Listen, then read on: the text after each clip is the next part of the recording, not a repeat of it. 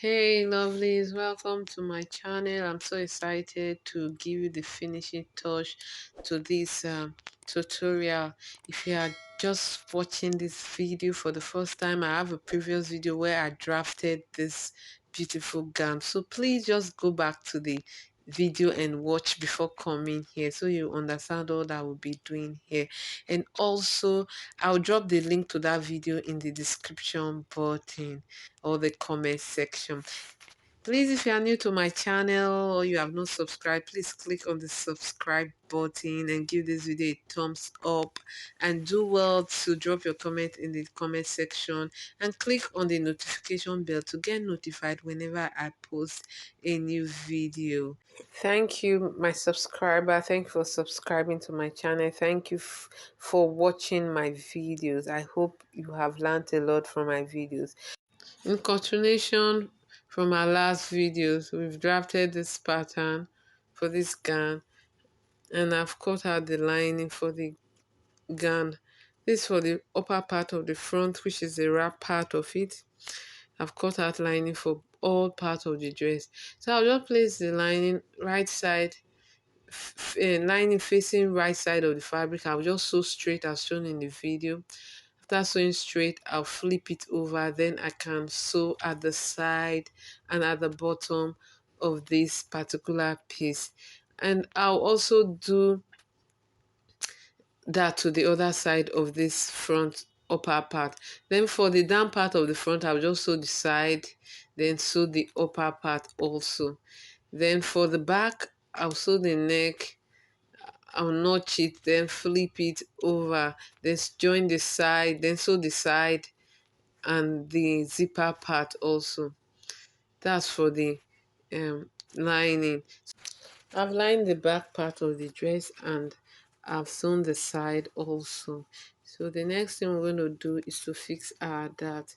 You go ahead and measure where you fix your dart, fold it, then you can give it a good press so that you'll be able to mark out on both sides of the back. Mark it out, mark 10 inches down, then you mark 16 inches, then 20 inches, then you can now mark out your dart. This is an easy way to mark out dart on both part of the back.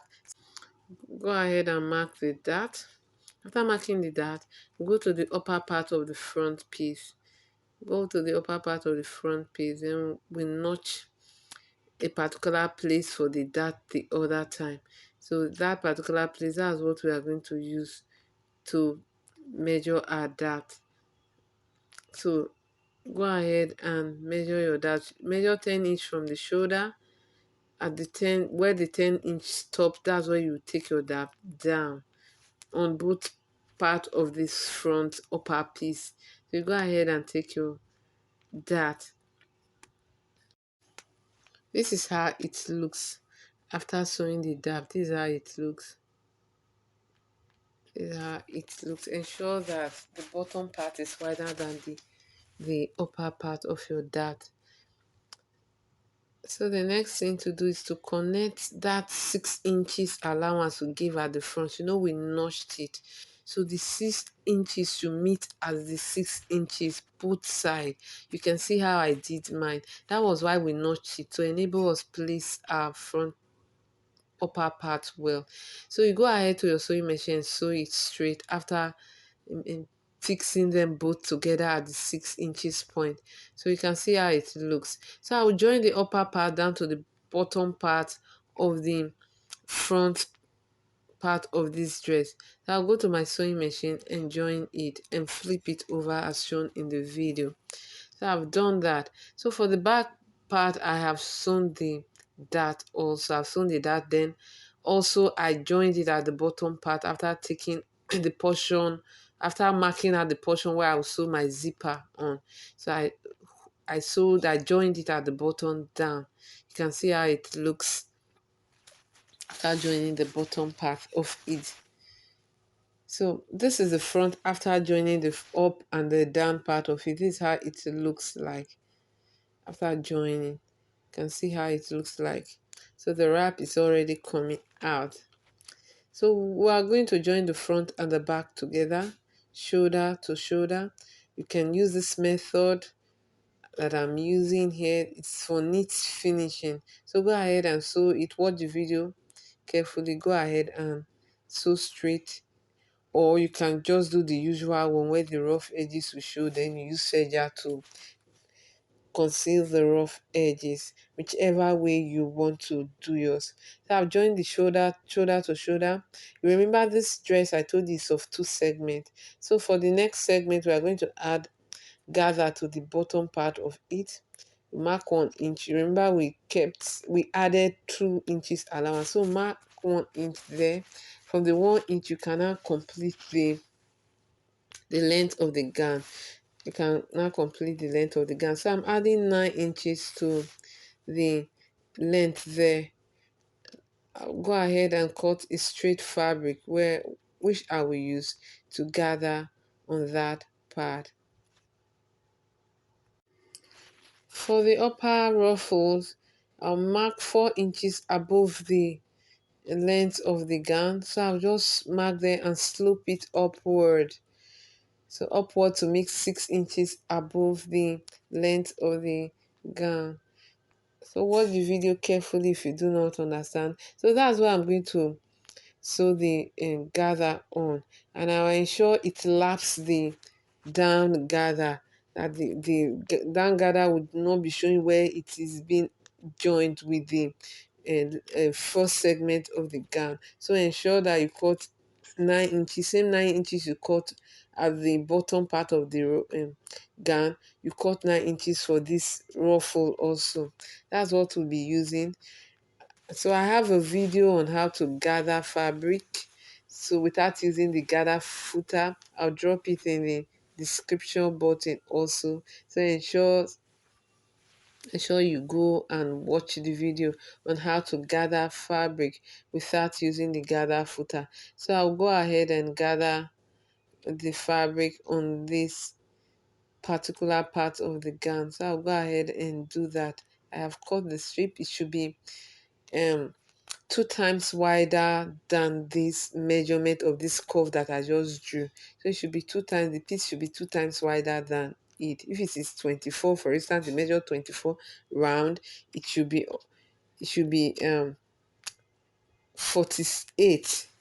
So that's what I will do now. I'll go ahead and sew the gather on this particular curve. So I've done that with my sewing machine. I did it and I flipped it over. You can see how I sewed it, and I have to flip it over to conceal the rough edge. You can see how it looks. It is just for the front part of the shirt. This part did not extend to the back at all. So the next thing we're going to do is to join the back and the front together. Ensure, while joining the back and the front together, ensure that you try to push this ruffle inside, so that you will not sew it along. That will not sew the edge along, the bottom part of it along. So go ahead and join this side of the gown using your same allowance that you added to the while drafting this dress. So I've done that. I've joined the both path. So I'm just trying to make sure that the length of the gown it's okay. So the next thing we're going to do is to join the other gather. So you measure the circumference. This extends to the back. So you are going to measure all round the bottom part of the gown. You're going to measure all round. Then you're going to cut a pieces that is 3 times wider than this the circumference of the bottom part of the dress. So I have cut out this piece. So I'll go ahead and gather and sew at the bottom part all round. Remember, it is 9 inches I added, and I fold both allowances. It is 9 inches. So I'll go ahead and sew the gather around this bottom part of the dress. So I have done that. I've joined the ruffles on it. can see how it looks. It really looks beautiful and very, very lovely. You can see how it looks. So I've attached the sleeve to it also. It's just a normal straight sleeve, basic sleeve. So you can go ahead and explore whatever sleeve that you like. This is the end of the tutorial. I would love to see the end product of yours also. If you are new to my channel, you have not subscribed, please click on the subscribe button. Please drop your comments in the comment section and ensure you give this video a thumbs up. Please share this video, share this link on your Facebook wall with your friends. See you in our next tutorial. Bye.